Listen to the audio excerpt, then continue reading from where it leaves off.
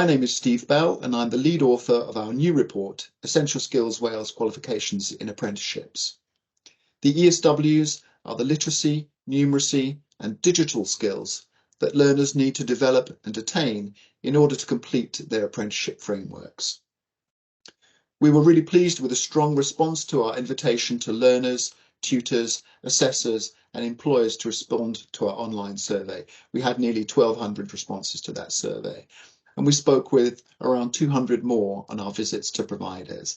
And we'd like to thank everyone who contributed to our work in that way.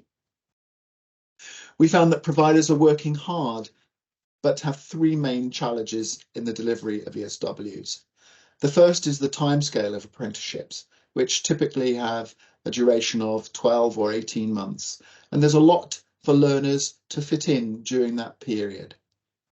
The second is the scale of the learning challenge for learners who often have not attained their GCSE maths or English or Welsh. So learners have a long distance to travel in terms of learning in order to be ready to sit their ESW qualifications. The third is the way in which the qualifications themselves are assessed. These often require learners to demonstrate their skills in generic contexts rather than through their vocational interest. And this is not motivating for these adult employed learners. So, for example, carpenters told us that they want to learn maths that helps them improve their carpentry, and that they find much of the learning they're required to do to attain their ESWs is not relevant to them, and so they're not motivated to learn.